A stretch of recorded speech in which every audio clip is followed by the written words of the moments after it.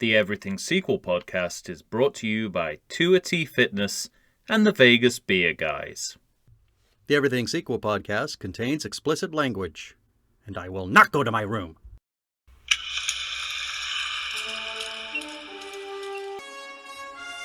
Hello and welcome to the Everything Sequel podcast. This is the Star Trek edition.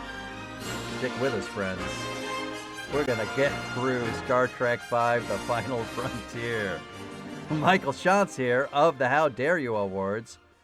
Joining me, the man who wants to hear your problems himself, Tom Stewart of Lonesome Whistle Productions. Release your fears. Say hello, Tom. Please, Captain. Not in front of the Klingons. I wanted to start on a high. Possibly the best line of the film. One of the only examples of deadpan character-based comedy. Yeah. Unfortunately, buried under a deluge of sub Three Stooges slapstick. Yes, right. All right. So, I mean, just right off the bat, we've already done our rankings. We've done our declaring. Yeah. This is at the bottom of our lists. Mm-hmm. Justifiably. The competition is strong. For a good reason. Yeah. But we both officially declared this a good movie. Uh-huh. And this is I mentioned to a friend that I officially declared this a good movie. And they looked at me like that's why you have that bruise. Okay. Yeah. They looked at me like I was stoned. Yes. And I think this speaks to the general consensus of this movie, which is they now call you every day. Yeah, just to check on you. It's the laughing stock of the series. And I'm not saying without good reason, but I'm saying it's not as bad as everybody, I bet a ton of people that are saying it's bad are people that have never even seen it.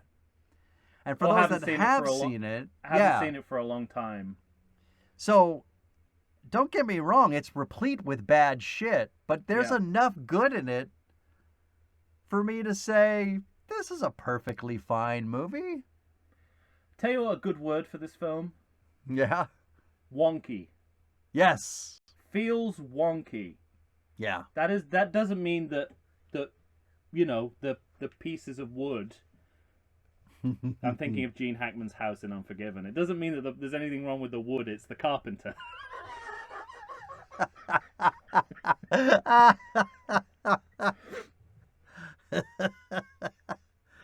Well, I mean, you've said you have stated several times that this movie is like peeking inside of William Shatner's brain, and that's never a good thing. I don't know if I agree with the last part. I think sometimes this movie benefits from being inside Shatner's brain. Other times, it doesn't. I mean, it's a wild ride, you know. It's like he makes certain choices that no other director would make, and that either now. Works Are you talking about the actual filming or story? I'm both, I guess, but okay. It either works or it doesn't. Mm-hmm. But that doesn't mean it doesn't. That doesn't mean it doesn't work sometimes. Yeah. There's some interesting background on this movie that I find really fascinating. Now, who do you think hates Shatner more?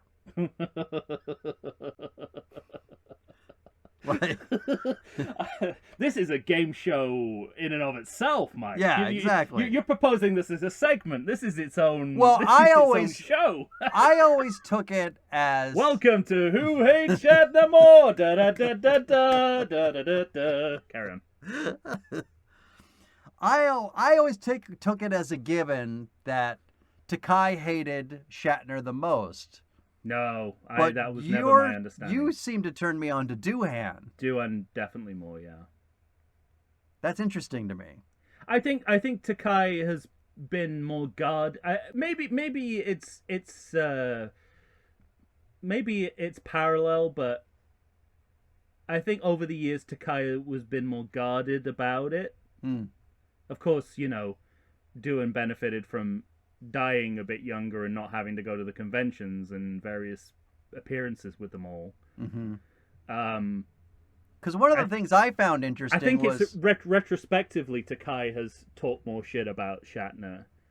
Okay. I think Doohan was always just like straight down the middle. Straight, I hate this fucking guy. I do not like this man. Yeah. He is a fathead. That's that's a quote.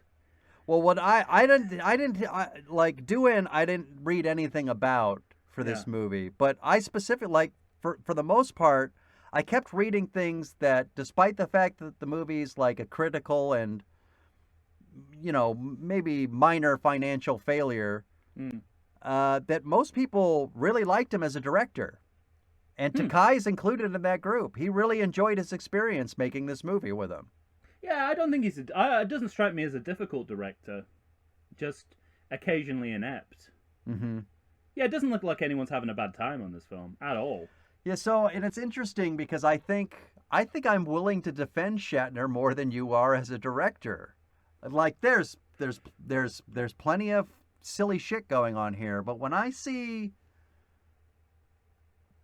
as I watch this movie and I'm watching camera movement and seeing shots set up and seeing lighting and I'm seeing things that are interesting to me. And it's funny you should say that. I completely agree with you on this point. Okay. But here's the perfect example of how Shatner's direction runs the gamut of quality. Okay? Yeah. Whenever we're on the bridge of the Enterprise, he likes to have the whole bridge in frame and just do a kind of gentle panning to keep everyone on screen, which I think is brilliant. I think that's the perfect way. Maybe I don't know. But sometimes that's also not working. Like he wanted a joke, a gag, in which his own daughter takes his camping gear coat and gives him his fleet jacket. Yeah. And it's like she's supposed to be going around finding a place to put these camping clothes on a hook, but of course there are none. Right. But you never even really see that in the shots as a gag. It doesn't come across as a gag. And there's lots of things in this movie that seem to be going for a gag that falls short of a gag. Right. And that I have to put at his feet. Yeah, and that's a good example. My example would be that one of those nice shots of the bridge, of panning across the bridge, ends right on a crewman's crotch. Okay, and I gotta think that that's an oversight. I don't think that's what he was going for. Let's hope not. He just forgot to cut before you land at the tip of an extra's penis. Right? Just the tip. Just the tip. Well, so, before we... I mean, that's it. I think that's, talking about it now, it just runs the gamut, you know. But I would always rather have a director who takes chances with the material than not. Well, boy, does he take some chances. Because you're always going to get that... Story-wise. You're going to get that slightly surreal quality that you get with, like, schlocky bad filmmaking that is actually very enjoyable. More so than someone who, like Joe Johnson, who plays it. No, not Joe. I'm thinking of a different Joe. Who's the guy who makes those terrible British movies that everyone seems to go and see? Oh, I was like, do you have a problem with Mighty Joe Young? No, who's the guy? It's Joe. He does all those kind of like movies that old people see in art house cinemas. Like, you could go to an art house cinema and it's wall-to-wall British, and it's directed by one guy. I think he did, like, Sense and Sensibility. It's Joe something. Wings of a Dove, whoever that fucking idiot is. Anyway. I don't know who you're but they're boring. You know, they're boring. They don't like, Shatner is, for better or worse, he sees things in a very distinct way. Sees the world in a very distinct way. And he put that into this film, I really do think. And sometimes it sometimes it works magnificently, and other times it backfires horribly. Which is not to say that there's, the successes as well as failures. All right, fine. Let's before we get too far, before we get too far down the road, ladies and gentlemen, we are talking Star Trek V, The Final Frontier. What most people consider the bottom of the barrel of the Star Trek series. Directed by William Shatner, came out in 1989, 22% on Rotten Tomatoes. So that's, people drummed this movie. Mm-hmm. But still, having said that, on a budget of 27.8, an opening weekend of 17.3, 52.2 in the USA and the world. Now, this is the low watermark for the series, but I know it sounds like it made almost half its movie back, but frequent guest of the show, Matthew Aldrich, reminded me that don't forget, you have to split profits with the theaters that show them. Yeah. That show the movies. Mm-hmm. And I don't think people ever take that into account. Mm-hmm. So despite the fact that it looks like this movie made money, it probably didn't. It was a failure. It could have doomed the series. It could have ended the series. But it didn't. But there's an important context here, which is that the series survived William Shatner. But the important context here is Next Generation is on the air. This is the first Star Trek original series movie that overlaps with Star Trek: The Next Generation. So that's interesting. It's a different playing field. All right.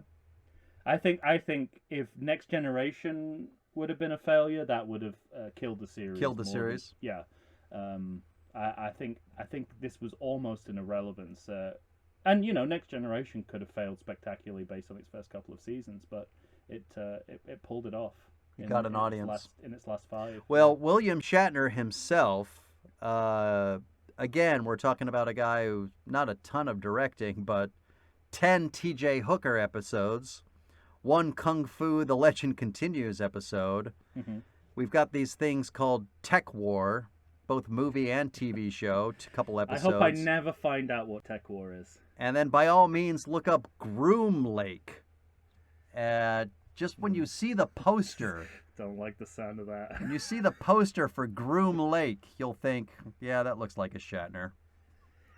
His documentaries are quite good. Mm. I mean, Chaos on the Bridge is good. The Captains is batshit crazy, but there's some good moments in it.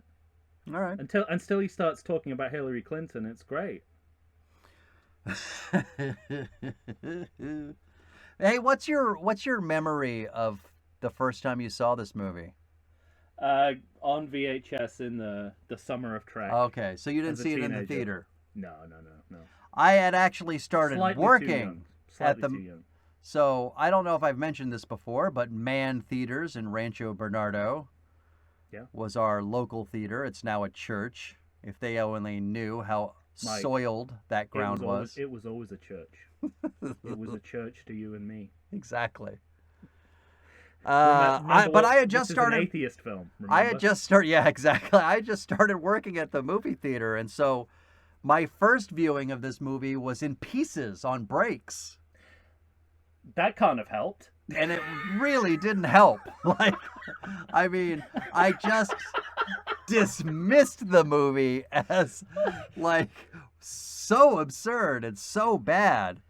You would have been like, I seem to have fallen asleep. Yeah. In a movie theater. So it wasn't until years later that I had, or I don't know about years, but it certainly maybe when it came out on video, that I finally sat down and had actually watched it all the way through. But it was unlike all the other Star Treks that I went, I paid, I sat in a movie theater and I watched them. Oh, I paid for this movie more than I would care to. Just because I wanted to get from 4 to 6 and it wasn't free, and for some reason in my head I couldn't jump, I couldn't skip it. Gotcha. And that's got to say something about the film. I think that's got to say something about the fact that it isn't as skippable as you think it is when you sit down to watch the movies all together. Yeah. Like you sort of need to get through it.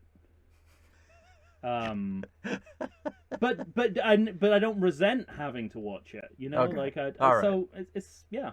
You were kind of making it sound like that for a moment. I know, but that said, I forked out money specifically to watch this because I felt I couldn't miss it out. So that's got to say something about the fact that this movie is better than you might think it is. All right. Well, I'm I have a strong memory of saying things like, maybe I just need to catch it at the beginning. I tried to line up a break where I could watch at least the first 20 minutes, and that made it worse. The beginning has even less to do with the rest of the film than the other parts. So, and I just got back from a trip. You know that I go backpacking every summer. I do. And so seeing these clowns, I guess that's the other thing about this movie. There is so much in this movie that seems filled with Shatner just smelling himself to a degree that makes me uncomfortable. So the idea that this man, this almost 60-year-old man, is ascending El Capitan solo, free solo. Mm-hmm. And if you see the movie Free Solo, based on Alex Honnold, you get an idea of how ridiculous that is. And I remember being in the movie theater and people seeing, a man climbing rocks without a rope. Unlike what he says in the behind-the-scenes interview, Captain Kirk may be climbing the mountain, but William Shatner is not. Right. And I can remember being in the theater and people seeing him climbing the mountain and just laughing out loud at how ridiculous it was. That sort of makes me, I don't know why that's making me so sad, because everything you're saying makes total sense as to why that would be laughable, but I just get so much comfort when the credits disappear. First of all, I think it's quite a sensible move to cut those credits in half by having the second half him climbing El Capitan. Right. So that's a smart direction. Well, and I also skipped the fact because we have a cold open, we have an impasse. Oh well, yeah, for this movie. we'll circle back, but I'm just gonna say that I don't know if it's the music, which I actually think is fantastic. James Horner back as composer. I don't know. It's just it's like comfort food. Just hearing that hearing the credits, seeing the credits dissolve, seeing Shatner on that mountain, just taking the time to watch him climb it with that music, it relaxes me. It's That's crazy. funny. So it makes me sad that people are laughing at that, but I have to admit, I delight in it now. Right. When I watch it now, it puts a smile on my face. But I can remember seeing it back when it first came out and just thinking, oh, fuck you. You couldn't do that on your best day. He's 58 at the time of this movie, Tom. It's like to me, it's like a good title sequence. It just, like from a TV show. No, it is that. It is that. I think you're right about that. It just eases you into the film in exactly the way you want. But in general, full disclosure here, I think pretty much everything in Yosemite is critic proof for me. Mm-hmm. There's that part of the movie, I won't accept any criticism of, really. So. Not even not even row your boat. When he says row 8 times and sounds like he's having a stroke, love it, love it to bits. It's a real moment.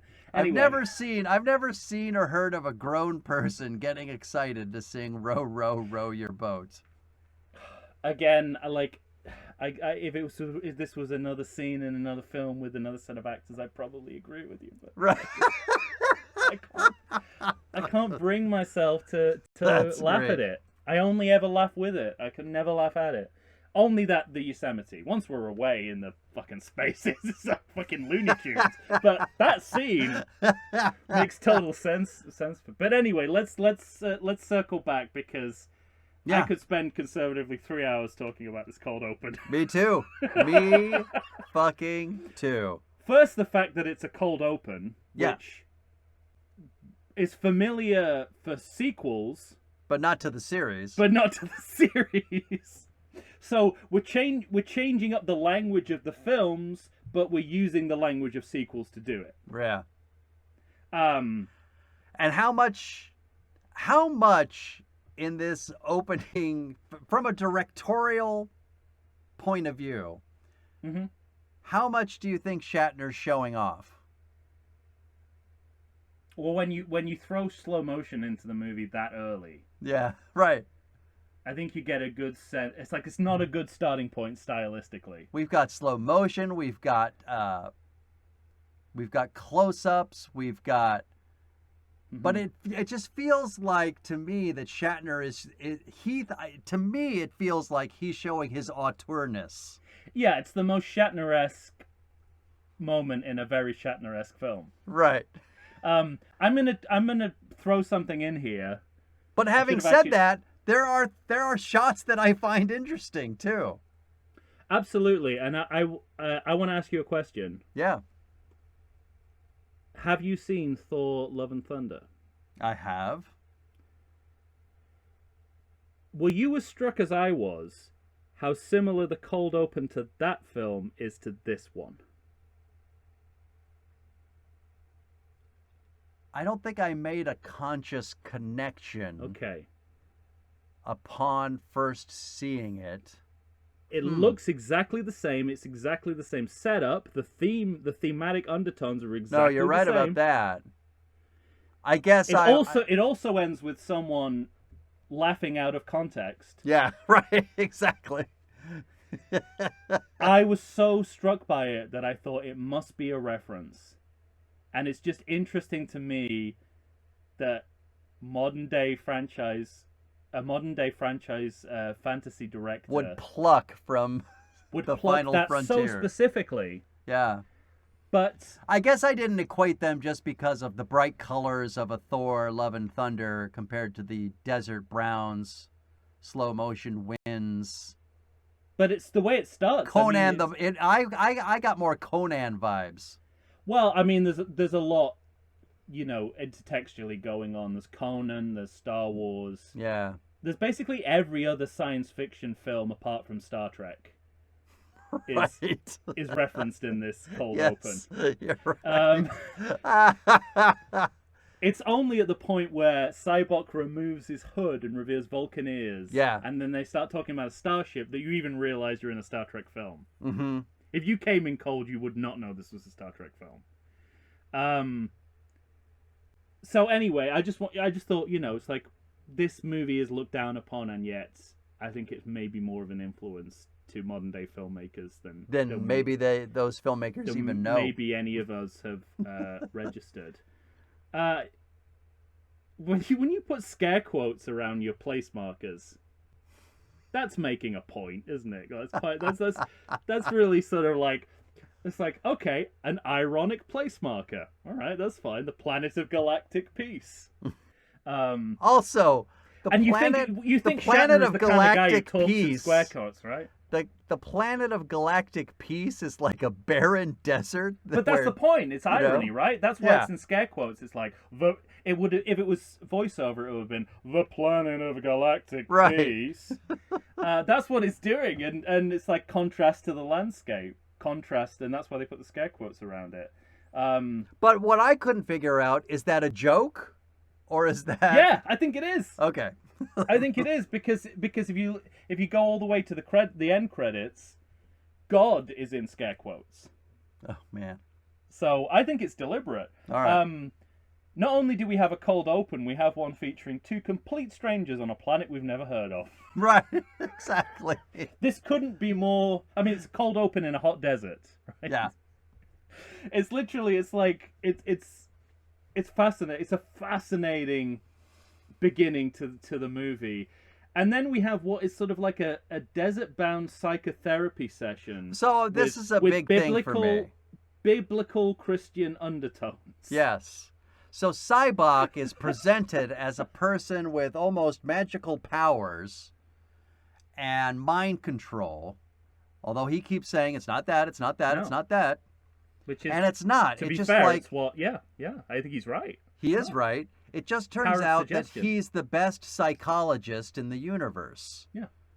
But I buy that. By the way, I buy all of that. Do you? I don't. I buy that he is this charismatic religious cult leader. No, that I buy. Who is sort of using people's pain to control them mentally. I just don't buy that he's Spock's hitherto unheard of black sheep heart brother. That part of it is that's the part I've always had trouble with. Oh, really? It's like Michael Myers, you know. It's like with the sibling thing. It's like I don't buy it. It was never, you know, never part of the original design. It's a big retcon. It's a retcon. But everything about the way the character's played and written, aside from that, everything about the way he's written and played works for me. What doesn't work for me is everybody else's reaction once the moment has happened, because is it so cathartic that they literally will follow him anywhere? Because Kirk, well, not Kirk, because Kirk wants to keep his pain, but Spock chooses not to. He says, I'm going to stay right here. And McCoy was ready to go, but when he sees his friends, he's like, well, you know what? Better count me out too. And that seems to me to be,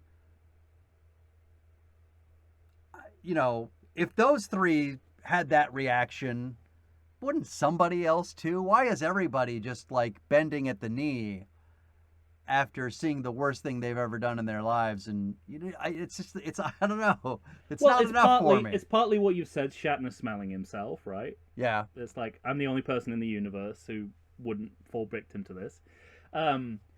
But it's also, I mean, this is why he needs to be a Vulcan, because of all this kind of psychic mythology that surrounds that species in the canon, and you know, some of that has been established, but this movie will establish it further, and then future TV series and movies will establish it even further. So I buy that. That's why he needs to be Vulcan. He just doesn't need to be related to Spock. Okay. Yeah, I never anything I've had a problem with at all. Okay. That horse is a total ham. pulling focus from the only other two people in the scene. Now, this confirms my theory that is one of Shatner's rescue horses. Oh yeah, because he has a rescue horse charity, right? And the number of horses by he's William able Shatner to upstage the other actors in the scene. The number of horses he's able to wedge into this movie. Yeah, you knew it was directed by Shatner. Speaking of like the first viewing of this film, this along with the alien bar scene in Star Trek 3, this was a scene that always confused me as a kid. And now I look back scene? and I go, this cold open, and now I look back and I go, yeah, of course it confused me. It's not clear what's happening. But I think the unprompted maniacal laughter. Yeah, that's goes the into button a on it. whiteout as the titles begin. As the titles go, yeah, it's delightful. Is our first hint of some of the crazy choices that this film is going to make. Agreed. I mean, we've had the specter of it in the you know, use of slow motion in the first few seconds of the film, which is always something you should build up to, I think.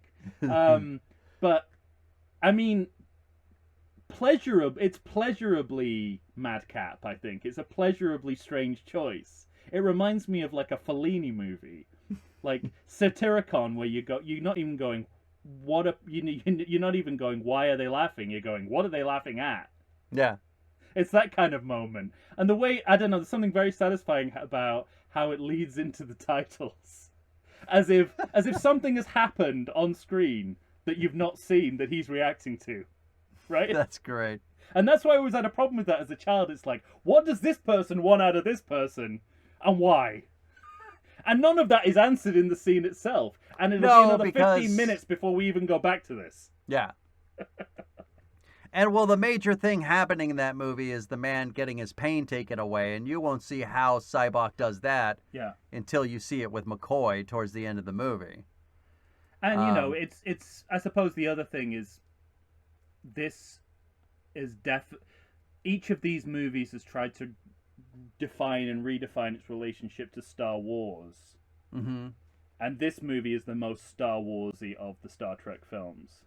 It's the one that's going for the Lucasfilm feel more than others. And this, starting as basically a space western, is when you're talking about moisture in the desert, you're definitely you're going into the pun intended well of the original Star Wars. And then, well, I mean, we've spoken to it, but we have the Yosemite scene. Yeah. And then the one thing about, let me ask you this, because the one thing about it is Kirk's fall, which to me shows, like, clearly at the beginning of the movie, the budgetary constraints against their effects. Because it doesn't look good. But you don't mind. I take it, by the look on your face, you seem to not mind. You just don't care. I don't see it. I love it too much. Okay, fine. I did note, like, speaking of limitations, it's funny how we can go anywhere we want in space or time, but in regards to Earth, we can never leave California. No, yeah, right. I mean, I gotta say, I'm trying to think of the next time we're on Earth and not in the state of California. I think it's Deep Space Nine when they go to New Orleans, which is where Brock Peters' restaurant is. Sisko's dad's restaurant is. So that strikes me as, like, it's a very California-centric galaxy that we live in. Always. But, and you're right, yeah, it's clunky and it's obviously not him, and I don't know, I just tell you what I really love about this scene. The reintroduction of these three characters. Yeah. Like, we first find Kirk climbing the mountain. We find Bones watching him with binoculars, muttering cursing. To himself. My God. It's a more perfect distillation of that character you could not find. Yeah. Not helping. No, that's of course the other guy. That's what I love as well. And then Spock arrives with the rocket boots, and I sort of think, God, I couldn't have done that. I couldn't have reintroduced these three characters better than that. All right. So. Well, I mean, we're off to a good start. Why don't we take a break? We're through the credits once again. Barely after it. Yeah, we're getting better. We've moved. Does the coronavirus have you feeling oogie? Have you been sitting on your couch for weeks? Nay, have you been sitting on there for months? Well, it's time for you to get back in shape. Check out 2AT Fitness. You can find them on Instagram. You can find them on Facebook. 2AT Fitness was started by Tina Bernard. She is ready and raring to go to help you get back into the shape you want to get into. They've got all kinds of classes. They've got outdoor in-person classes. They've got online classes if that's what you prefer. Ladies and gentlemen, it's time to get back in shape. You're going to find a variety of exercises. You're going to have strength training, cardio, weightlifting, even fun 5-minute burnouts that will push you to your limits. So get off the couch, get into shape. Go ahead and check out 2AT Fitness. Tina Bernard has got you for all your needs. I know her personally. She's fantastic. You're not going to meet a better person to help you become the new you. Check it out. We're back once again, ladies and gentlemen. Tom and I are talking Star Trek V, the Final Frontier. The frontal final. Yeah. The redheaded stepchild good title. Of the Star Trek series. Yeah, not at this point though. We're still at the good part of the movie. We're still at the what I would call the flawless part of the movie. Exactly. I would agree with that. We've noted some unnecessary slow motion already, but nothing that's gonna make you go crazy like you will at the end of this movie. This scene is also another argument for how this movie lives in franchise memory more than people assume or want. Mm-hmm. Because when I think of Spock, I think of him in those rocket boots. Yeah. I don't know if we've ever done that again with the other actors who played Spock, but it seems like I associate the two. Yeah. But you can definitely see.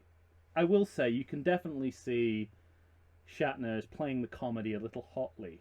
Yes. Like already evidence that the director is not restraining himself as not at all. He is in full mug for most of this movie. Yeah. And this is I also liked while with... he was wearing his jeans and like his plaid shirt and his camping stuff that his belt buckle is like Starfleet logo. Did you notice that? Yeah, and you get it. I mean, until I don't know about the first quarter of this movie, he's not Captain Kirk. He's William Shatner. Yeah, right. Yeah. They don't he's dressed in William Shatner's clothes. There's no distinction. There's no 23rd century distinction in his wardrobe. Right. Which is strange. I kind of get the point they're doing. They're trying to bring these people back to a simpler, more primitive era, and that continues throughout the film. But well, see, because he does the opposite of what he does with the climb, because while he's climbing the mountain, he's still looking like he's of the Star Trek universe, but true, a climber. Yeah. And then that goes away when he's got his plaid shirts and his jeans, and you think, oh, so they still have jeans, huh? An ironic T-shirt. Yes, right. I'd have loved this scene to have just been continuous, but it is intercut with the beginnings of the scenes in Paradise City on Nimbus 3. Well, not just that, but on the, I guess, recently built Starship Enterprise that doesn't work. Yeah. And which actually plays to your theory that they didn't have enough time to build Yeah, that's true. But we're also learning now. But that's not why they do it. Are we learning for the first time that two characters appear to be together as a couple? For the first and last time. Yeah, right. It never goes anywhere and never comes up again. Well, I'm going to start with Paradise City, right. Okay? Now, this is post the song Paradise City being released. Yeah, right. So this is either a major historical coincidence or a Guns N' Roses reference in a Star Trek film. We thought that J.J. Abrams was the first one who did it with Sabotage. I guess not. Except they don't sing about fucking Spock in Beastie Boys songs. Anyway. Now this is mad shit. Cat table dancer. Yeah. Now, I just got to unpack this for a second. Especially since she's going to be drowned later. Straight up murdered. At the very least, cat slaughter.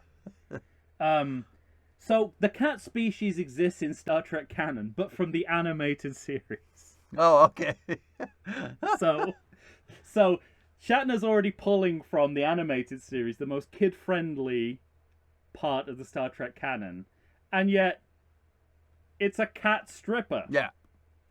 So he's kind of travestied the kid-friendly part of that in bringing this back. So, but it doesn't feel like Star Trek, even though there's precedent in the Star Trek universe. It feels like something from Return of the Jedi.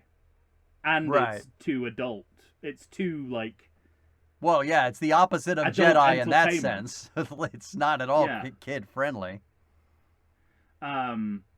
So, and in general, again, this is like the cold open. This looks like any other science fiction franchise but a Star Trek film. Mm-hmm. It's like a little bit of Blade Runner, a little bit of Star Wars. David Warner, who will be in rep for the next two films, recast as a Klingon, and then later it'll be recast as a Cardassian in Next Generation. Recently passed, a major actor in the Star Trek universe. And it seems like this is a far more cynical, noirish depiction of the Federation than we've seen before. Yeah.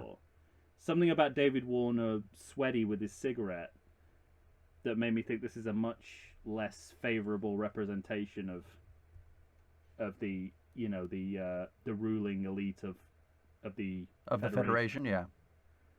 The Romulans kind of don't conform to any Romulans we've seen before or since. That I don't know. That lady looks like no Romulan we've seen before or since. The Klingons are kind of the same, but they've softened, which is the Next Generation kind of revision.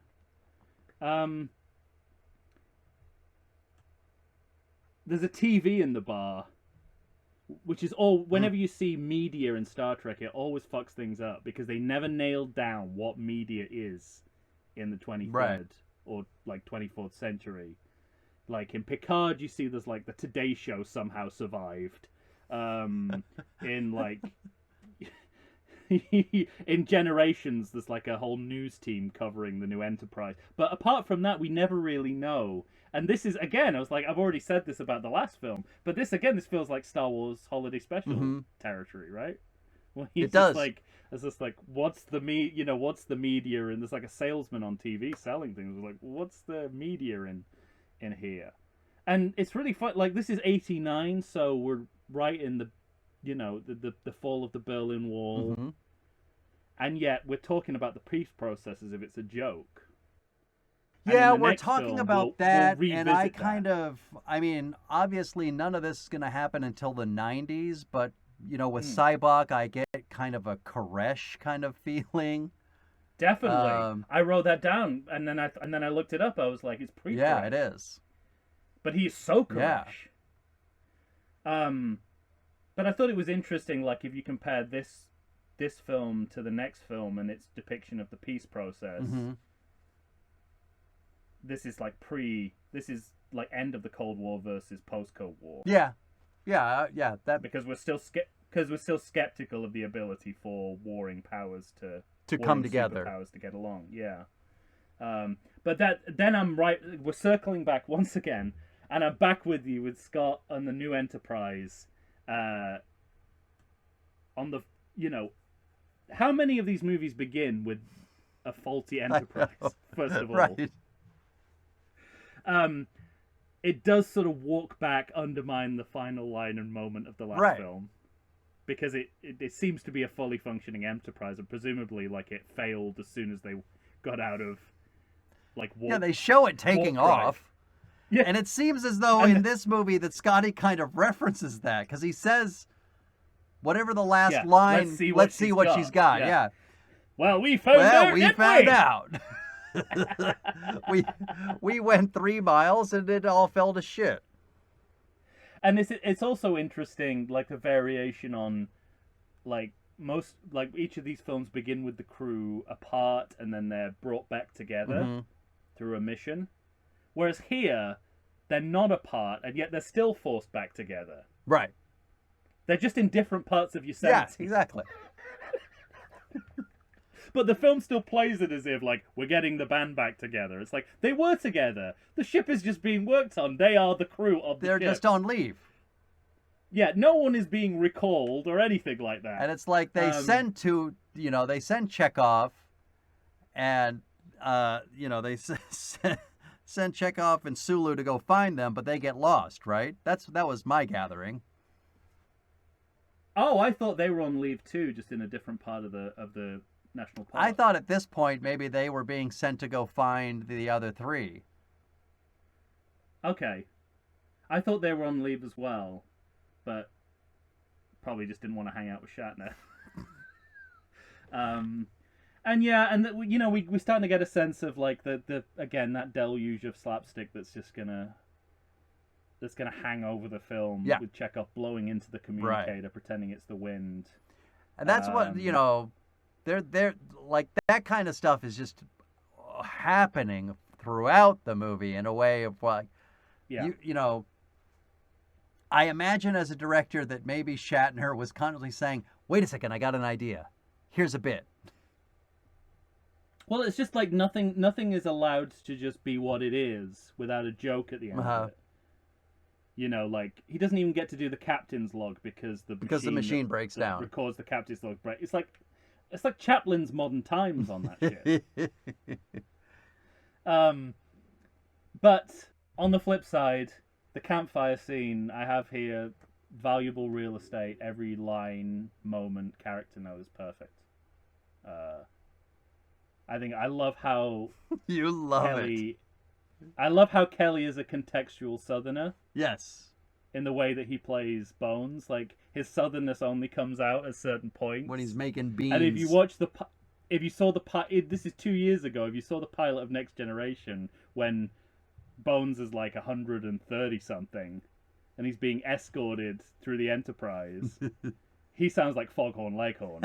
So I love the fact that Kelly is like, he modifies his performance, his southernness.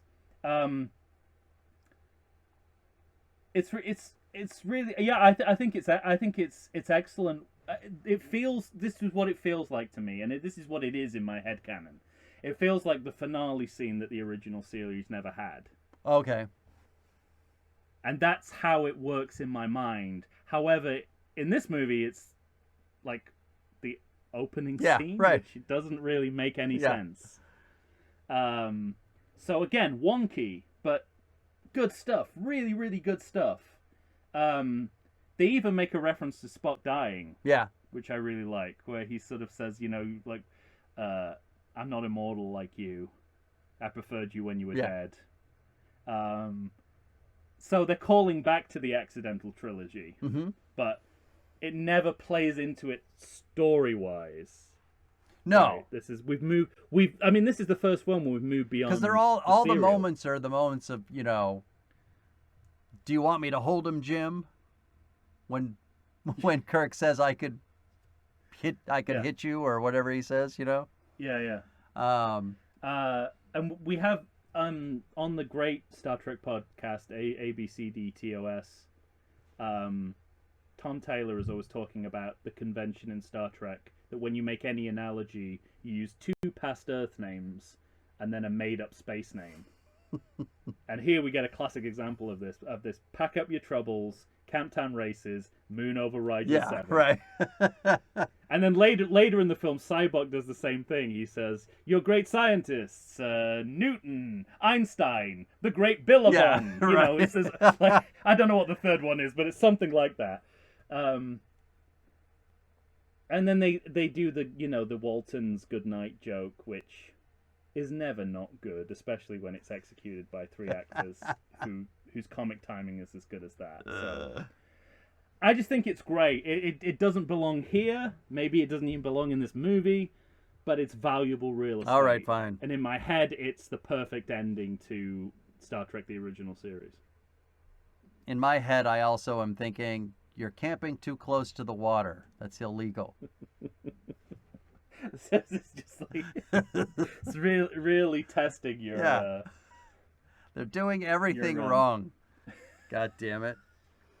I don't put bourbon in beans. I also love that. I think it's funny that, and I think this happens fairly often in this series, where the characters are commenting on what the screenplay is doing wrong. Somebody says, I want you guys to go check out what's going on this planet. And they say, this ship doesn't even work. What are you sending us for? Yeah. There's got to be somebody closer. We need James T. Kirk. It's both. This part is both good and bad because there's a great line in here where Scotty says, where they're saying, but Mr. Scott, you've been working on this for so long. How is the ship not functional? And he's like, I think you might have given me too much time, Captain. Which is just, we're playing around with the conventions of the series in a really funny way. I also like the fact that the reason they want the Enterprise is because of the experience of the crew, not because it's closest to where the shit's going down, which is what is the usual reason they get. But you're absolutely right. Like the rest of it is makes no sense. Like even with those caveats, it doesn't quite. And you feel like it's just an excuse for slapstick. Right. Everything is comically malfunctioning. Yes. On the ship.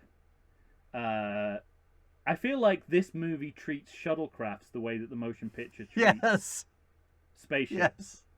So many shots of shuttlecrafts. The shuttles are all over the place in this movie. we're watching shuttlecrafts for so long. We're watching them land. We're watching them crash. We're watching them being followed. We're watching them being shot at. Yeah, it's when they're getting on the ship, like I sort of like it, but it just feels a little bit too casual Friday. Yeah. Well, no the one's characters really even taking comment on it, because the commander that gets on the screen with him, I forget what he says, but he, something to the effect why of... the fuck? It's something to the effect of, why the fuck are you dressed like that? You're a Starfleet captain. Yeah. He says, sorry, I was just coming back from shore leave. But what I like also is that Shatner, it's like the man Shatner was still influencing the character character Kirk. It's just the man because it's just Shatner at this point. Mm-hmm. Because even when he gets kind of dressed down, he puts the Starfleet coat on, but he doesn't button it up or anything. No. He still has his joke T-shirt on underneath. He's still saying, "I'll listen to what you have to say, but I'm going to wear this." It's a really fine line, especially in Star Trek, where procedure is so important to the formula that I get the urge to kind of like, let's just be a bit more informal about, the procedure on the bridge and, kind of naval hierarchies and stuff like that. But that is just the lifeblood of this series. And when Star Trek messes with that, it tends not to go too well. Like, I spent decades thinking, sometimes I just wish the actors on Star Trek would loosen up a little bit. Not necessarily here, but in like Deep Space Nine and Voyager. It's sort of like, they're really like rigid. I wish they'd loosen up. Then I saw Star Trek Discovery and saw what that actually looks like. I'm like, no, go back to being repressed. I don't like this at all. You should not seem like normal people. That is wrong for this. That's great. So there's a little, I mean, they get away with it, but it's just like, you just get a sense it's like they haven't started filming yet. Right. Like, this is behind the scenes footage. B-roll of the Enterprise. The fact that he can't do the captain's log, like he doesn't get to do it, is... And then I really don't like the... I think they... When he says, I miss my old chair. Yeah. There's nothing wrong with the line, but it almost feels like it's Shatner in Airplane 2. Yeah, right. If we've gone so far in the direction of self-spoofing. And then there's a cutaway to Spock, who cocks his head in a sympathetic motion in a way that is completely wrong for the character. Mm-hmm. And you actually, you're seeing in real time, Shatner does not know how to direct Nimoy in the way that Nimoy knows how to direct Shatner. So...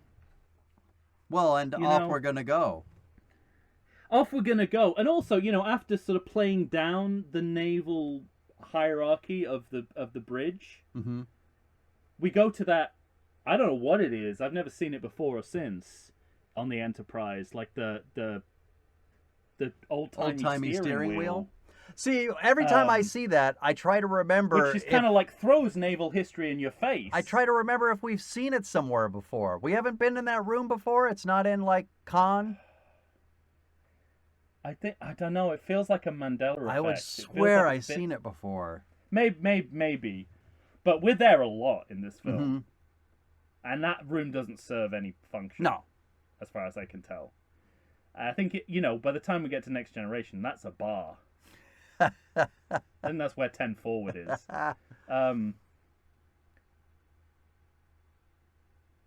So, yeah, all the shuttle fetish. So,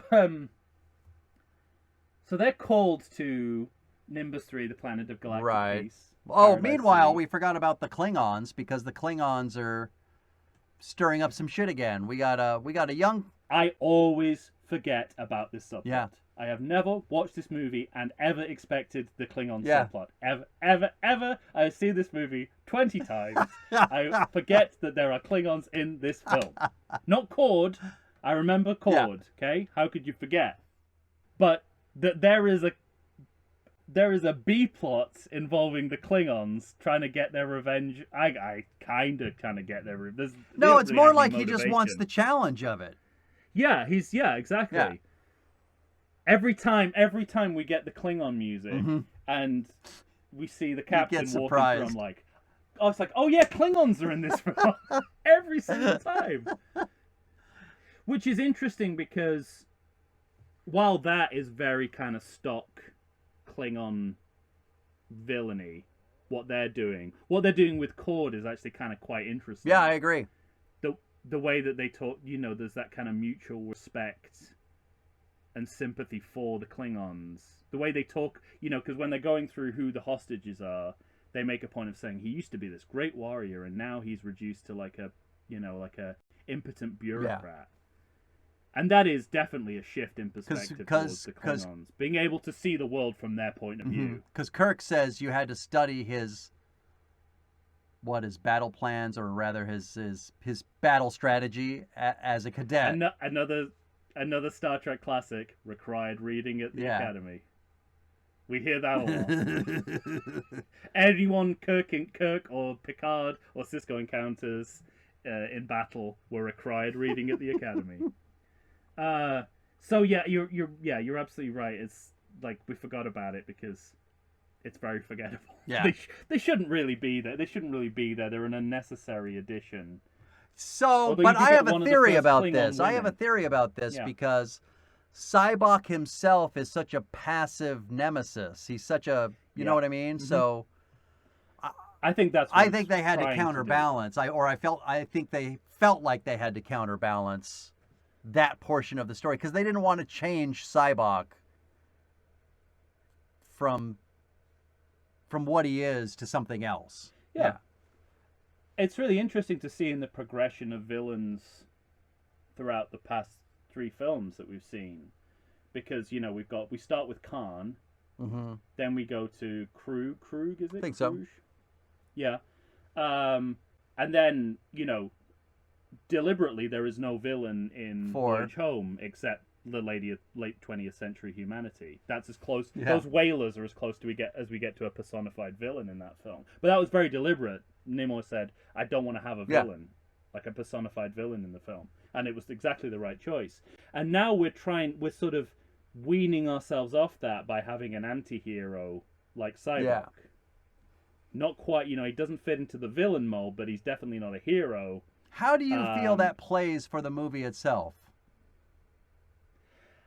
I like it in the spirit of old Trek, of like the TV series, which, lest we forget, the reason Khan wants to take his revenge is there to take his revenge in Wrath of Khan is because Shatner let him off the hook, and Kirk let him off the hook. In Space Seed, he was like, go off to your own planet, form your own community.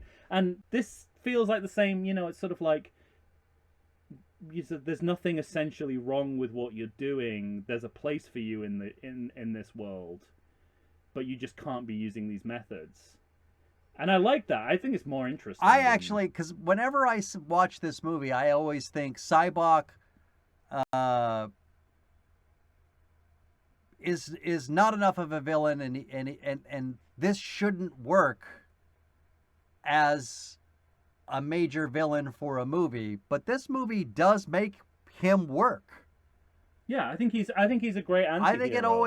I think he always pulls it off, and like you said, I always find it interesting. I find the dynamic that he finds between himself and his adversaries interesting, because even when they work against him, he doesn't lash out. He's not looking for revenge. He's not going to punish you. He understands why you're doing it, and then says, "I can't have you doing this," or let's do this instead. And why don't you follow me? And this, it's interesting. And that's why it is interesting, and it's also why it's disappointing that he has to be Spock's brother, because that kind of ruins the fact that he's Spock's dark doppelganger, which is a more interesting road to go down. He represents and they do say this in the film, he represents the part of Vulcan, the everything that they're trying to repress in Vulcan culture is embodied in Sybok, a passionate Vulcan. And that's enough. You don't need to make him Spock's brother. I mean, you want to make him a childhood friend, fine. Okay, I was going to ask you, did you want him to not know him at all, or did you I don't think he needs to know Could them they at all. have? I think Could they have been? Could they been on one path and started diverging? Is it like a Dumbledore and Grindelwald kind of thing? The Doctor and the Master kind of thing. It could be. I don't think it even has to go. I mean, this is Star Trek. I think they're above. I think they should be above that. It should just be like, this guy is famous because he's the guy. Yeah, right. Of the Academy, and he went off and did his own and thing. Was sort of.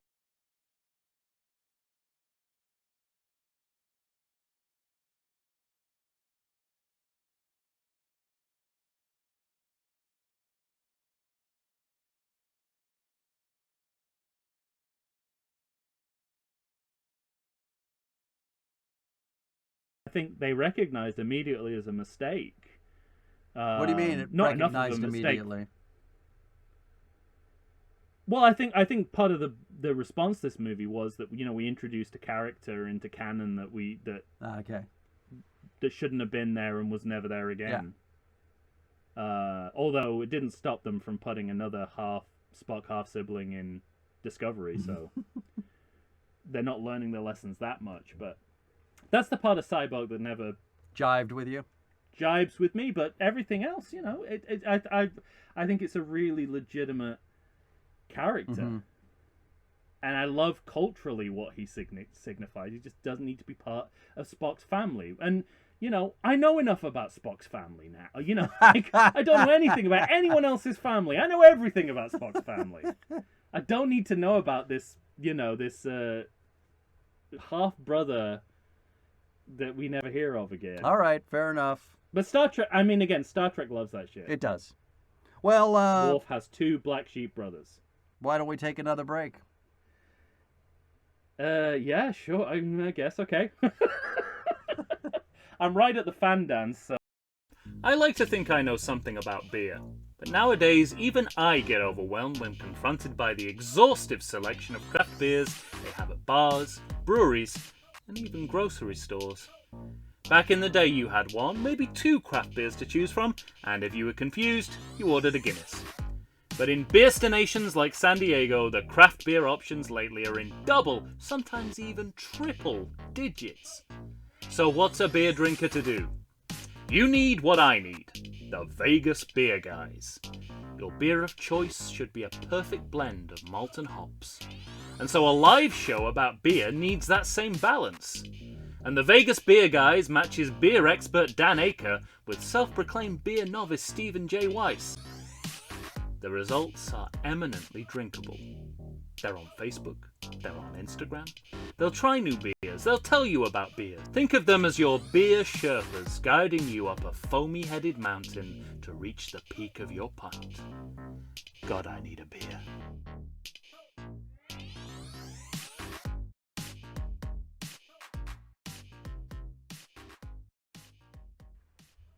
Here we are, back once again, talking Star Trek V, The Final Frontier, directed by one William Shatner. All right. I mean, we're about to get to some seriously weird shit. Yeah, the invasion of Paradise City is one of the oddest set pieces in any science fiction film. It's craziness. And it begins, as we've alluded to, with Ahura's fan dance, which is essentially I mean, it feels like a striptease. Yeah, it's Gilda meets the Sirens. Yeah, right. That's what they're going for. I guess my biggest question about this, it's not to say I don't like it, is that does it empower or objectify a middle-aged woman? Like, I don't know. I know exactly what you're saying. Yeah. I don't know what the legacy of this is. Do I sort of, should I celebrate it or not? Right, and it's more than 30 years later, and I still can't figure it out. Yeah. And as I was saying off mic, I always thought that this was justifiable because it was a callback to something that happened in the original series, and now I've seen the original series, and this is... And it did not. This is...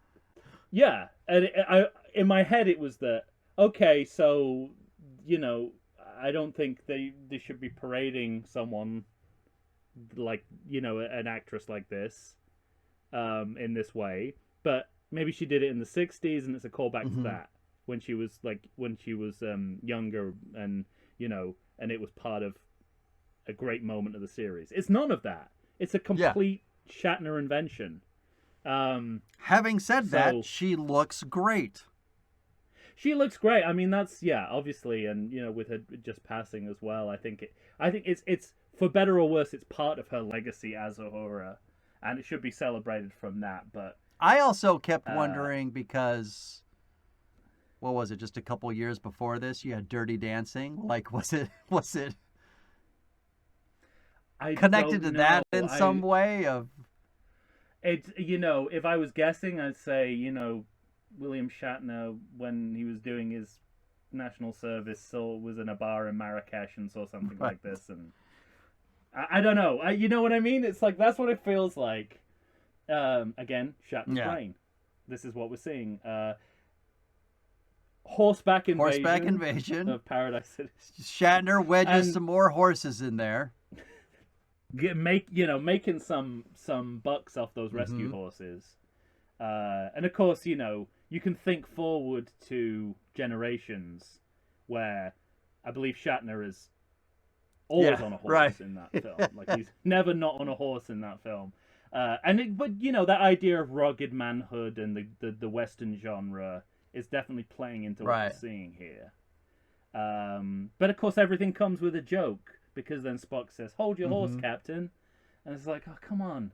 You know, either do the rugged action thing or don't. Or don't. And then there's, you know, there's bazookas. So they're sort of trying to use the dilapidated state of Nimbus 3 to even out the weapons technology, so they have no technological advantage. Right.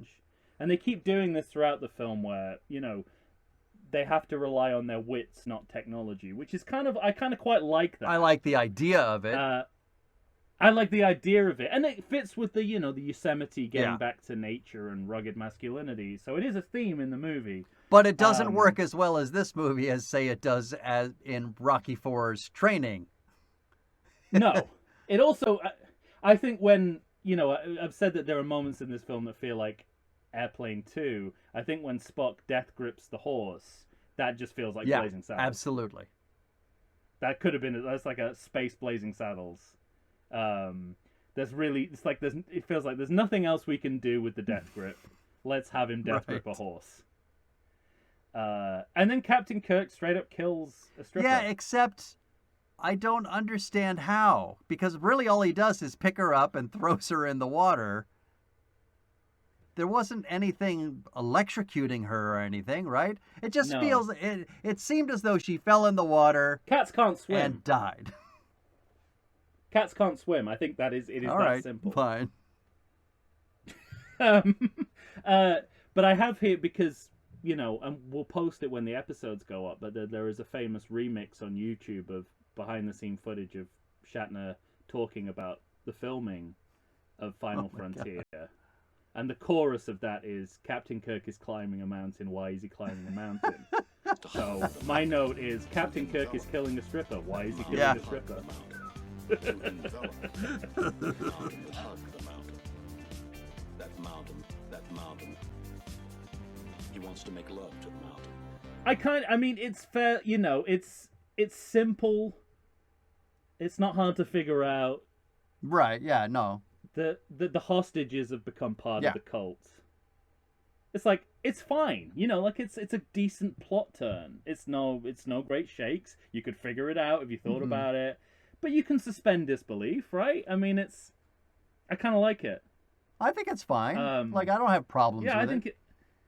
I think it's like a sensible moment in a mad sequence, you know? Like, I think that's why it stands out to me. Well, because it's one of those things where you're like, okay, that's storytelling I recognize. Yeah. The tables have turned. Speaking of like the wonkiness of this movie, it just like, and again, how scenes feel like they're out of order, how they would be in a normal film. Like, we're a third of the way into the film, and here's where we get Kirk fighting another person. Like this is always at the end of a Star Trek Right. film that he gets the fight. But no, we're doing it a third of the way through the film, and then he goes toe to toe with the Klingons a third of the way through the movie. Right. It's like we normally save this to the end. It's like, do you know how Star Trek films work? I mean, it's like we don't throw this away in the first third of the movie. Well, and because, I mean, in the guise of the narrative, they, you know, the rescuers now need to be rescued. They're captive. I guess everybody's on this shuttle now. And then once the shuttle is heading towards Enterprise, the B story catches up, and the Klingons are there. Right. Yeah. I guess so. But I think, you know, even the Klingons don't need to be in this movie at all. No, yeah. But given that they are, we're kind of burning them early, pretty quickly. Yeah. But yeah. all of it is for. I think this movie thinks that the Klingons uncloaking and firing their torpedoes at the Enterprise as it takes off into already tied the cloak. Carry on. Well, as the Enterprise is going into warp drive, I think this movie thinks that escape is the Star Trek III Escape from Spaceport level. Which, I guess that makes sense. It's about the same point in the movie, isn't it? Yeah, I guess so. But they're not on the same level. But this is our fix of submarine movie. Yeah. Because, it's... they're playing chicken with the shields, which is the classic sort of submarine commander trying to outwit submarine commanders trying to outwit And honestly, I think it could work better just even if the effect of the shuttle itself looked better. The effects are it's so bad that it's... Earlier on in the movie, there's a satellite which looks like it's... It looked like his MTV satellite. In a previous episode. It's like Canon level. If you told me that Canon took over for this movie... just this movie, I would believe you. And that, we'll find out exactly why when we get to the credit check. But I think it's like, I don't know, the music in this film is generally good, but there's some batshit craziness there as well, because there's a chicken noise on the Klingon theme. Oh, I don't know if I clocked that. Did you notice this? Like, periodically we get like that. Oh yes, you're right. I don't know if this is supposed to be a Klingon war cry, but it just sounds like a rooster. I remember the sound now. I'm not sure that I ever, because it's like an alarm, right? It's like it's like you're glad you sort of like you play the Klingons' theme and you're like, yeah, getting into that, and then it keeps going, like that. It's like, by the way, it's right here in this moment where I have a note that you referenced earlier. My note is rotating dick chair shot. There we go. So see, you noticed it too. Yeah. It pays to cut early. It's kind of, it seems to be, we're going back to the Wrath of Khanwell with Cybok being able to hypnotize mind control. It does feel a little retro, but it's in a different way, and it's. Well, yeah, it's not Worms, but. But that's what I mean. Like it falls. Same outcome. It all still falls a little short for me that these people would so blindly follow him just because they've released their pain, because they've had a, fair enough. They've had a psychologist do what, in 1 hour, what takes years normally. Well, it's not even an hour, it's a is minute. It? I mean, we see it in. They screw themselves because we see it in real time. It takes seconds. That's the biggest part. I think it's the time aspects that's hardest to. And yet, when they show McCoy's past, like it's an affecting scene. That old guy that they have playing his father is really good, and DeForest Kelly's great in it. Yeah. I mean, here's where we get the reveal that Cybok is Spock's half brother, which even the film doesn't have confidence in the validity of its own retcon, because the first thing Kirk says is, "You made that up." Right. So it's like we already know this is that's a big the problem ask. with the movie too, is because it's Shatner, not Kirk. Shatner's going for the mugging. He wants to be the comedic genius of this movie. Because it's right after that where he says, "I need to sit down," and he kind of hits the button and sits on the thing, and it's also where we're placing the comedy, because we build a kind of dramatic interest and conflict in the fact that Spock has a chance to kill Cyborg and he doesn't. And then, Kirk's reaction, and Kirk and Bones' reaction to that. But it's kind of buried in this childish comedy. Mm-hmm. Like, we should be playing that. But we're not. We're playing it for laughs. That's what I mean. Like, well, you started it. You started it, kind of. And also, and then... Because it's Spock... You forget about that... It's Spock that says... He says, I gave you an order to kill him, or something like that. And he says, you gave me an order to kill my brother. Now, that's that's an inherently dramatic moment. Yes. But Shatner is playing it for comedy. That whole scene, he's playing it for comedy. It's already a rocky premise right. as well, that Cyborg is his brother, so it doesn't help that we're trying to cover it with bad comedy. What does kind of jibe for me is when they say, "Why didn't you tell us this before?" And Spock's answer is like, I wasn't asked, or whatever it is. But that's totally consistent with his character. But they're trying to use that to cover up for the fact this doesn't really work. It's not a good plot turn. I really like the. So here's my overall feeling about when this movie works. It's always for the same reasons. When we focus on the fraternity of the central trio, this movie works perfectly well. When we lose that, because when Cyborg puts them in jail and then Scotty frees them and then they do their shaft stuff, and then Cyborg gets them again, and that's when he shows them Bones' past and all of that, and Spock's. And the movie, with the Yosemite scene, the movie's told us that this movie is just going to be about these three characters. As a family, essentially. So, as a family, as a brother, as a family, as a brotherhood.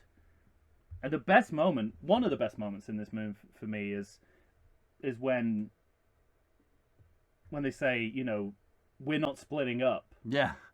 When they're escaping through the turbo shaft. Like, that fraternity... Because Bones... That is the key to this film. That's the only time that this film is coherent, is when you can latch onto that. Because Bones says, "I'll take the next shuttle or the next ride. I'll take the next one." They said we're not splitting, and that's what I buy into. Absolutely, I agree with you completely there. Is their dynamic. But I also think there are good things. There are good things in here. Less good is bringing back the Great Barrier, which is another pull from the animated series. And is it? It's one of those things we've not seen before or since in Star Trek because it doesn't make any sense. The Great Barrier. Well, also, they're screws everything. They're going through the Great Barrier. They're going to see God. Shakari, is that what Cyborg calls it? Whatever God is in each culture. But what it's one of those. The Klingons call him Makakaka. So he takes the shape of a pleasing form to humans, which is an old man with a beard. But he also at one point says, congratulations, you're the first ones to get here. And I thought to myself, and we've already had Kirk reference, so many ships have tried. They've gotten lost. They've never heard from again. Yes. It seemed relatively easy to get there. Which is why they dispense with the Great Barrier in the first place. Right. Which is why it's like that's why it's only been used in the animated series, as because the idea that there's a finite point to the universe goes against, where no man has gone before, going boldly forward, that kind of stuff. It just doesn't jive with it. But yet you're absolutely right that to loop back to what you were saying about the scene where Sybok tries to take away the pain of Bones, Spock, and Kirk. I think this is fantastic. I think it's beautifully played by all the actors, especially DeForest Kelley. It's a totally plausible emotional backstory for Bones. Absolutely. Does not feel artificial. It's like, of course that's why this guy is like he is. Absolutely. Of course. Like, it feels like it's always been there. This is the first time you've heard of this, obviously. And actually, I think Shatner makes the best directorial choices to make this pure theater. I agree. Like, these are one of the moments where I think, like, maybe he knows what he's doing. Certainly in fits and spurts. You take advantage of them. You feed into the material by staging it as a piece of theater, as a piece of in-camera theater, and it works fantastically well. And the Spock section works really well. It's a little bit clunky. I mean, we kind of know more of this. We know that Sarek always disliked him because he had the half-human side. Right. So we know about this, but again, it fits with the origin story you already know, so it feels authentic. It's a bit clunky that there's an interruption, so Kirk can't. Right. Kirk doesn't have the choice to withhold his pain, which I think is the more interesting way of doing it. But I also think it's interesting because it's important to keep his pain necessary, because we find out in Generations that his pain is he never married the girl he made the blue eggs and the burnt toast. Right. I don't think they knew that at this point, but they probably knew we would explore this somewhere else. You think? A little bit, yeah. But even if they didn't, I think the idea that I don't like how they did it, but I like the idea of like, no, let's keep Kirk an enigma. Let's not.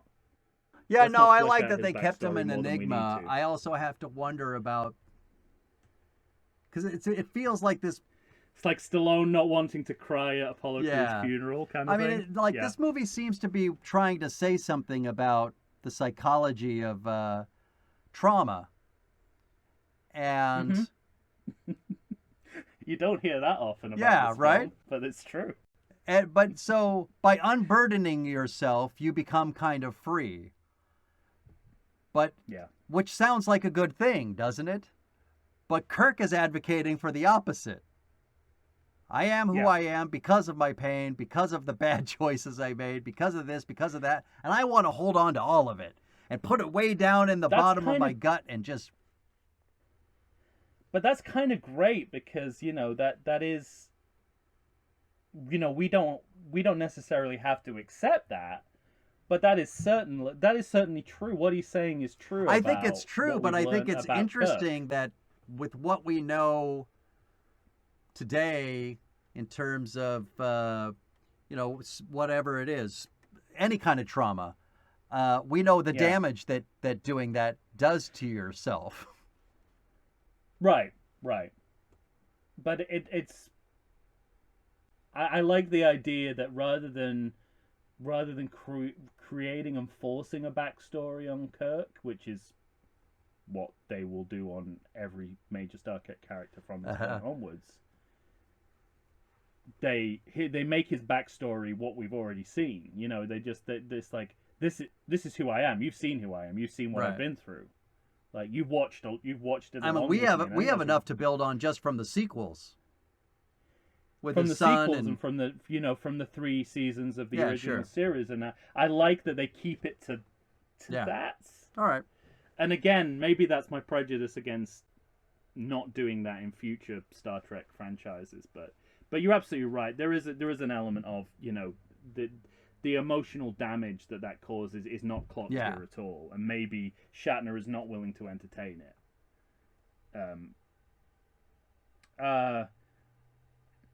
Well, we've already mentioned it, but now we see God.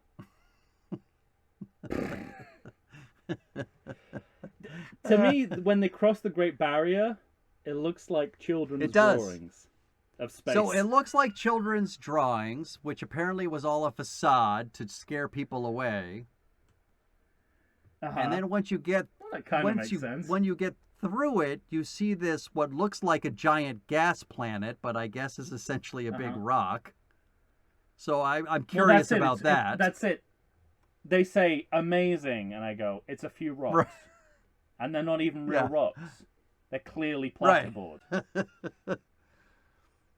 I mean, it's like a cheap theater set version of what the God Planet So it like. felt to me like maybe, you know, I can't imagine that they shot this movie in continuity, in order, but it felt...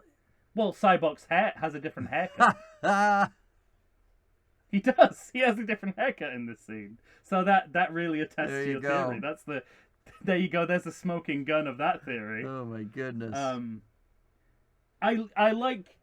in terms of, I mean, in execution, it looks very cheap, very artificial. It's hugely underwhelming for what it's supposed to be. I do like... I like the tone of it. I mean, you know, Roddenberry hated this movie, but it fits into the atheistic worldview that he imbibed Star Trek with. Mm-hmm.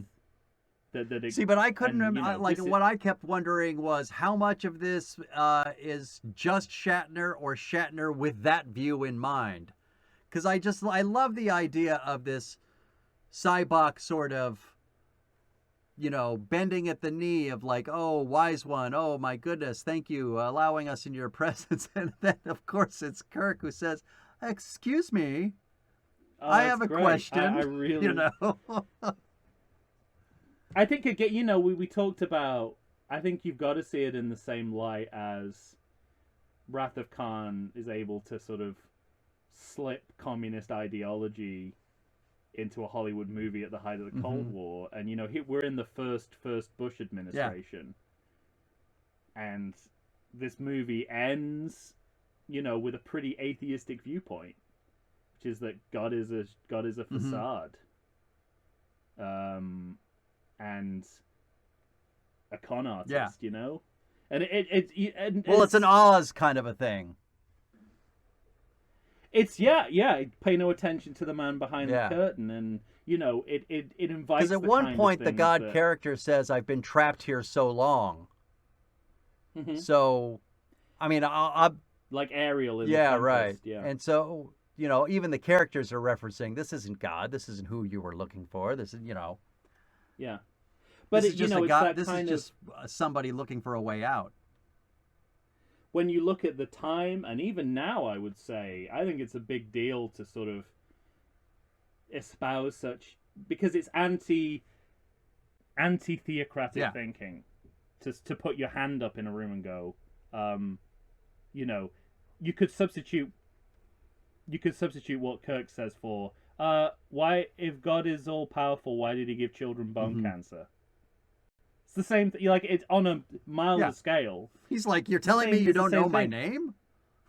Yeah, it's sort of, you know, and it speaks to a side of Star Trek which is, if not anti-religious, has always been ambivalent about religion and religious fanaticism. We get both sides of it here. The fact that they're not willing to completely condemn Cybok as a cult leader shows that, you know, there's an ambivalence. It's like we understand the place of religion in the world, but we think it's a big con because we believe in science. Right. Is that and that's a really good place for this movie to be. I just wish that, like, the facade, they were trying to say that this is all a facade. I wish it looked like less of a facade, because that makes it more impressive.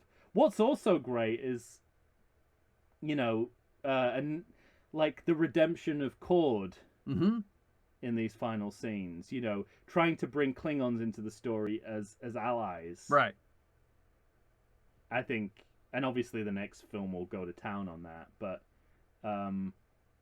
there's a possibility of a peaceful future between warring superpowers here, which again I think sets up the next film. Really well. I agree with that. But there's also parts of it where the head is chasing Kirk, and it, you know, it feels like you know, South Park in hell. Yeah. Kind of, you know what I mean? Yeah, like, definitely. Yeah, I don't know what. Yeah, they just did. It just doesn't. It doesn't work visually, that those sequences at all, and not because they could have found a workaround, but because they keep telling you that this is supposed to be so spectacular, and it's so and it's so the opposite that it just you can't buy. And into whenever it. God lasers you in the chest, I wrote a note that made me laugh. This like, oh, so he's just creating smoking jackets for the Enterprise, because their uniforms are just smoking for like the next 10 minutes afterwards. You can always see smoke coming from them.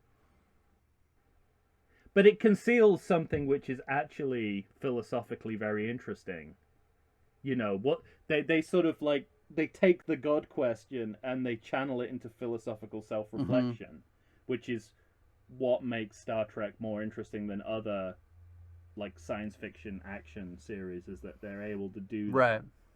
And you know, I think we both said in the ranking episode, it's like, this feels like it's going back to the well of original Star Trek TV series, and this scene feels like something from that, both good and bad. You know, the cheap sets, but the cheap sets, but the good writing. Cheap sets and good writing, which is the essence of Star Trek the original series, and that's what they've. I don't know whether I don't think they're using the cheap sets referentially. I think it's a failure, but I think the content is definitely trying to channel some of that original Roddenberry philosophy. Yeah. Now, does Sybok's sacrifice, if you want to call it that, is that a satisfying end for him? Never gonna live this down. I say I don't like one sacrifice. Yeah, I mean, I don't know. He doesn't really need to be redeemed because he's already sort of. He's not done anything that needs redeeming, right? I mean, well, that's the thing. He's such a. It's like, we don't like your method. We like you. We just don't like your he's such methods. a passive villain that it doesn't rise to that level, does it? Of necessity, no, I mean. But I mean, I guess it sort of makes sense, you know, that he's been conned by this guy. But not even that guy specifically. It was just the idea. You know. Yeah. And it's like it's funny because we're talking here about religion, and he kind of represents religion in a way. Yeah, well, it's what Vulcans turned their back on, wasn't it? Like faith and mysticism. In many ways, this is the answer to Star Trek 3. You know, it's sort of like that. You know, it was very much had a pro-faith agenda, and this is more of an anti-faith agenda. This is saying be critical, question your religious leaders, which I think is great. You know, that's more. I'm fine with that message. Interesting. Yeah, I'm fine with that message, and you know, it's more about being able to question and saying, like, you know, we're allowed to probe this. We don't live in a theocracy. You know, and even today there is plenty of Americans who apparently want to live in a theocracy. So it's a very relevant debate even today. I don't think they knew it would be, but we go back to the campfire. We sure do. And we gave no play to marshmallows, by the way. Marshmallows, yeah. But... So, what did Big Marshmallow I don't know. Say you can't say marshmallow? I don't know how that happened. I like the idea that Spock got it wrong and no one has the heart to tell him. But that doesn't work because Bones would be the first person to tell him. Bones would tell him before he even finished saying it. I love that it ends with Shatner and Nimoy both singing. Like, he's like, yeah, they're both hit recording artists. So of course they would end the film with them singing. And then we get like the most Star Warsy moment of the franchise, where it pans into space. Yes. Like the ending of Return of the Jedi. Yeah, it feels very Jedi. I expected to see the Death Star up there. So yeah, I don't know why we go back to the campfire particularly, but I just think he wants to bookend. I think he wants to bookend it's in the wrong place anyway. Who cares? So who cares? But I really like everything that happens. You know, I really like when they're you know, when we have this sort of happy ending on the Enterprise. I really like how that goes down. Yeah, because they're having a party. We're drinking with Klingons. You know, we're moving on. And you're right, what you said before. I mean, it does set up the next movie.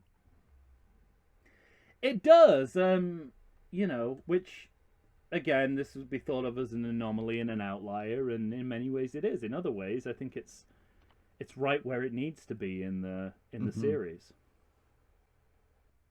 That's all I had. Amazingly. Well, what about a credit check? Okay. I've covered some of this. Yeah. There are so many stunt performers and doubles, nobody did anything that you see that is in any way physical. Nobody is I bet you anything. Shatner was on a horse or two. Definitely wasn't climbing a mountain. No, yeah, definitely not. But Shatner was probably wrapped up in all of Sybok's robes for that cold open. Yeah, most likely. Before he gave the direction to the horse to steal the scene from the two actors. So there's one person in charge of visual effects instead of a large brand name company. That sounds about right. Bran Ferren is the person credited. First of all, when you credit one person with that the sounds effects, like a teenage vampire. Yeah, Bran Ferren sounds like a. Oh, didn't later on in his career, Shatner would advertise all brands. So there we go. So at one point, going back to the sort of self-spoofing aspects of these films, there's a credit that could have been straight out of a Naked Gun. It says highest descender fall recorded in the United States. Ken Bates. I think if there was a Twitter account called Unintentional Naked Gun, that could go right in there. Oh, that's good stuff. They wrote a song specifically for the fan dance. Oh, really? It's just so much effort to go to for this one bit. Yeah. What was it called? And it really is a placeholder, right? We need to do something to distract absolutely. the guards. Could literally be anything. They wrote a song for it. They dressed up Uhura. I mean, it's kind of become iconic. You always have to ask yourself when that time, scene comes up, like, where did they get the lights? Where'd she get that outfit? Where were all the feathers? Well, Star Wars fandom does the same things. It goes, oh, they replicated it before they remember that they don't have replicators yet. Kraft designs the marshmallow dispenser. Kraft is in like Kraft cheese slices? Wow. Yeah. Levi Strauss provided all the casual denim wear. So, if you're wondering why Shatner's wearing jeans on the bridge of the Enterprise, and why we have an electronic dispenser for marshmallows. Only one came out of that thing. That's why. Product placement. Simple as that. And that's all I have. All right. Well, that was a quick one. It felt like we covered a lot of it already. God in square quotes. But that's well, that's all I have. I don't know if you've got to the bottom. I was just gonna say, I'm not sure. I'm not sure if our discussion would convince people enough, because I think we both said that it's right on the razor's edge, right? Like it's a 50-50, and I'm falling on the side of good by 50.1%. But barely. It's good. It's good in patches. But I think that the patches are enough to call it a good movie. And I guess my one takeaway from just doing this episode and rewatching the film is if you watch it with the through line of I'm following the central trio through this film, and you just kind of follow them almost like tunnel vision. It does have a through. Yeah. It does have a through line. It does have there's a consistency about that the rest of the film simply doesn't have. Yeah, absolutely. I'll agree with that. And you can definitely latch onto the three of them and how and what happens to them in the film. Because they have an arc together. Yeah. Exactly, and convince yourself that it's a good movie because of that. All right, well, you're going to have to tell us what you think, ladies and gentlemen. How do you feel about The Final Frontier? Find us on Facebook, Instagram, or Twitter. Send us an email to everythingsequel@gmail.com. You know who he is. For Tom Stewart of Lonesome Whistle Productions, Michael Shantz here of the How Dare You Awards. When you hear us next time, I'm very excited. We're going to be off to the undiscovered country. So, thank God. We get to finish... Sorry, thank God. Yeah, we get to finish well. All right. Say goodbye to the good people, Tom. What does God need with a starship? It's a good question and a good line. Yeah, by the way, I feel like this line is mocked and I don't understand why. You are giving the line reading a classic Shatner overacting kind of shading. Yes. That you If not in this movie, then where? Okay, fine. I'm just saying, you're jumping all over me at the beginning of this series about what a good actor he is. Well, I am not a...